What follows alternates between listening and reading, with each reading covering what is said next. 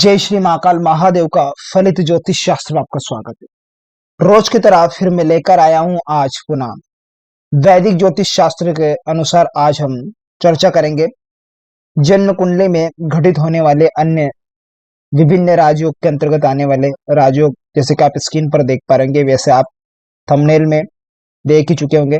त्रिकुट योग व रवि योग का निर्माण किन ग्रहों से मिलकर और किस स्थिति में इनका निर्माण होता है, इन योगों का, इसी टॉपिक से रिलेटेड आज का टॉपिक रहेगा।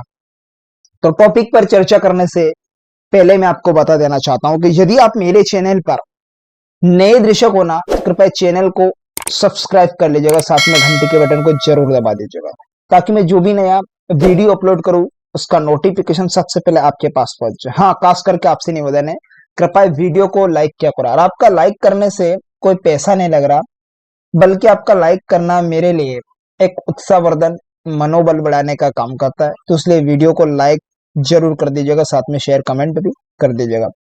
तो बढ़ते बिना समय गवाए फटाफट हमारे टॉपिक की ओर। जैसे कि आप स्क्रीन पर देख पा रहेंगे, यदि जन्म कुंडली में लग्न चर राशि का हो, अर्थात जन्म कुंडली में जो लग्न भाव हो वो लग्न में चर राशि स्थित होना चाहिए, अर्थात लग्न चर राशि का होना चाहिए, पहली कंडीशन ये।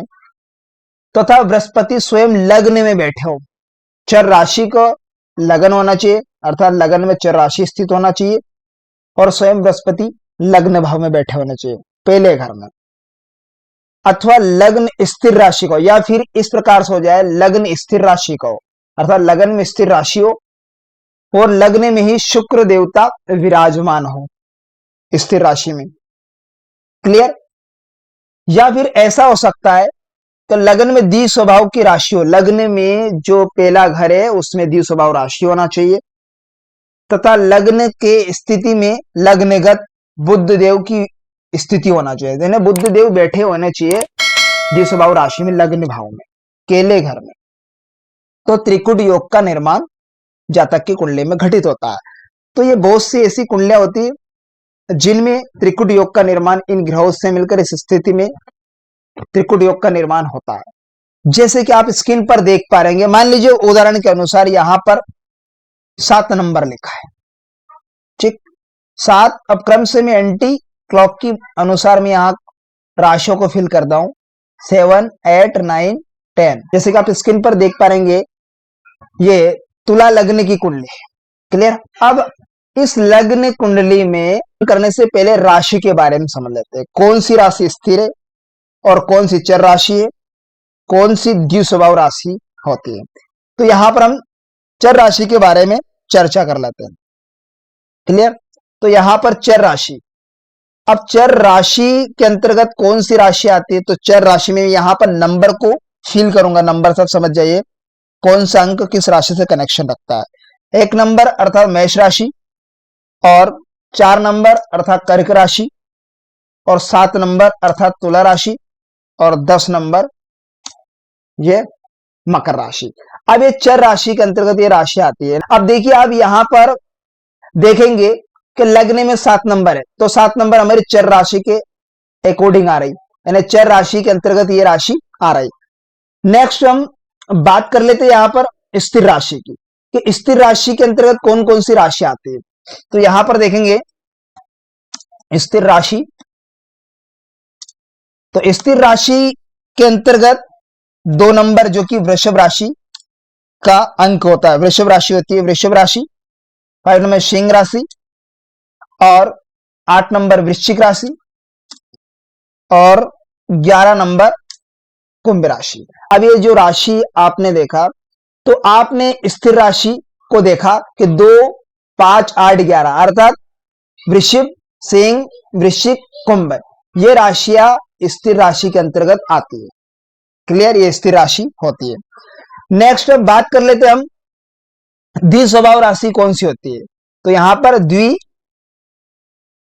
स्वभाव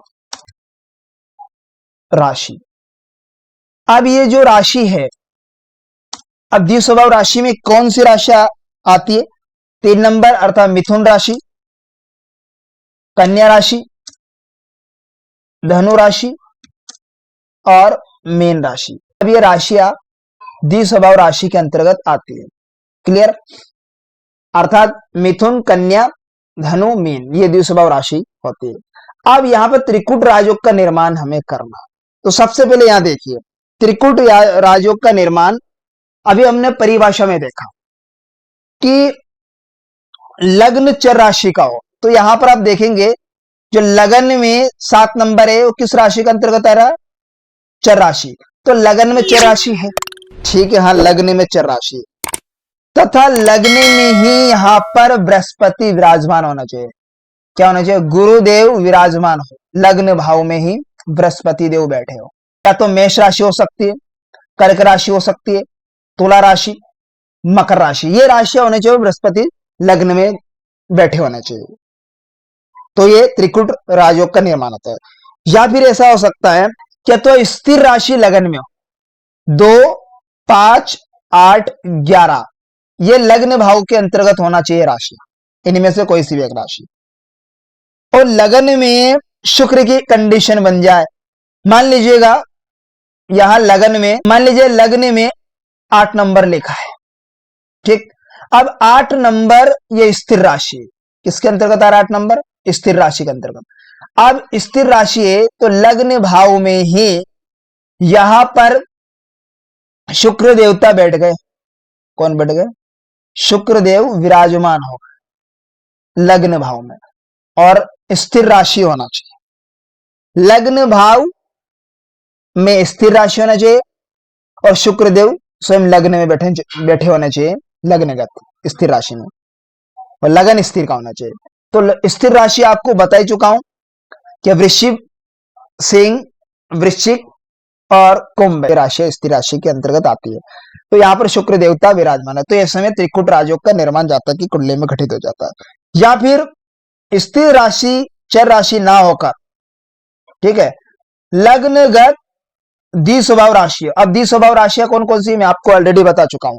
मान लीजिए यहां पर 9 नंबर हो, ठीक है, या 3 नंबर हो लग्न में, तो लग्न में जो राशि होगी, मान लीजिए लग्न में 9 नंबर है, तो लग्न में 9 नंबर है, तो 9 नंबर की राशि कौन सी होती है?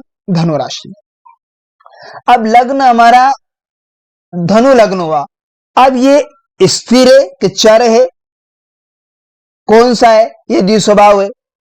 तो यहां पर ये राशि जो 9 नंबर धनु, मिथुन, कन्या, मीन ये द्विस्वभाव राशि होती है। अब द्विस्वभाव का लग्न हो, अर्थात लग्न में द्विस्वभाव राशि हो, और लग्नगत द्विस्वभाव राशि में लग्नगत बुध देवता बैठे हो, बुध देवता की स्थिति बनी हो लग्न यहां पर, वो द्विस्वभाव की राशि होना चाहिए और लग्न में बुध देवता हो, तो ये त्रिकूट राजयोग के अंतर्गत इस राजयोग का निर्माण होता है। अब यहां पर फल क्या होगा? अगर ऐसे में किसी व्यक्ति का जन्म हो जाता है इस योग में, तो भूमि का अधिपति होता है और बहुत से लोग ऐसे व्यक्ति के नीचे काम करने वाले होते हैं, इसके आदेश अनुसार वो काम करते हैं। धनवान भी होता है और लोगों को यहाँ रोजगार देने वाला भी होता है ऐसा व्यक्ति। तो ये त्रिकूट राजयोग का निर्माण इस प्रकार से होता है, इस प्रकार से इसका फल होता है। इस पर हमने चर्चा की। नेक्स्ट राजयोग पर हम चर्चा कर लेते हैं रवि योग पर। अब रवि योग का निर्माण कब और किन ग्रहों से मिलकर होता है, इस पर हम चर्चा कर लेते हैं कि यदि कुंडली में लग्न से दशम भाव, जन्म कुंडली में लग्न से 10वें घर में सूर्य देव बैठे हो लगन से 10वें घर में, वह 10वें भाव में जो राशि है उसे दशमेश बोलते हैं। दशमेश लगन से तीसरे घर में हो, लगन से तीसरे घर में, जो मैंने टिक मार्क लगा रहा है, तीसरा घर स्थित हो, तो ऐसे में रवि योग का निर्माण जातक की कुंडली में घटित होता है। मान लीजिए अब कन्या लग्न है, अब मैं एंटी क्लॉक में राशि फिल कर लें। अब आप देख पाएंगे स्क्रीन पे कन्या लग्न की कुंडली है उदाहरण के अनुसार। अब परिभाषा क्या है कि लग्न से 10वें घर में सूर्य की स्थिति होना चाहिए। तो लगन से 10वां घर कौन सा है? ये 10वां घर, कर्म का घर। अब इसमें सूर्य देवता विराजमान, ठीक, सूर्य देवता बैठे हो लगन से 10वें घर। अब 10वें भाव में जो राशि है उसके प्लेनेट लगन से तीसरे घर में होने चाहिए। तो 10वें भाव में कौन सी राशि है यहां पर? मिथुन राशि। अब मिथुन राशि के लॉर्ड कौन बनते हैं? बुध देवता। वो कहां होने चाहिए? लगन से तीसरे घर में, पराक्रम के घर में, भाई बहन के घर में, छोटे भाई बहन के घर में, यहां पर बुध देव बैठ गए। तो ऐसे में इस योग का निर्माण रवि योग के अंतर्गत हो जाता है। इस योग में अगर जन्म लेने वाला व्यक्ति तो विद्वान, बुद्धिमान और जमीन जायदाद के अधिपति होता है, भूमिपति जिसे कहा जाता है, उच्च पद पर वो पदाधिकारी रहता है ऐसा व्यक्ति।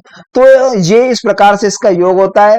कर्म भाव में सूर्य बैठा होना चाहिए और पराक्रम सास के घर में, छोटे भाई बहन के घर में, यहाँ बुद्धि की कंडीशन होना चाहिए, क्योंकि यहाँ पर बुद्धि की कंडीशन इस कुंडली के अकॉर्डिंग बता रहा होता है।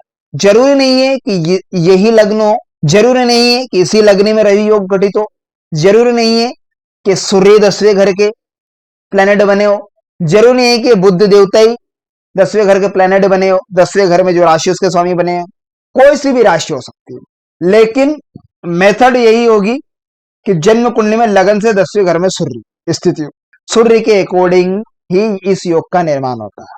तो आशा करता हूं आज का टॉपिक आपको बेहद ही इंटरेस्टिंग समझ में आया होगा। तो मिलते हैं किसी नेक्स्ट वीडियो में, तब तक के लिए आप मुझे दीजिएगा इजाजत। नमस्कार मित्रों।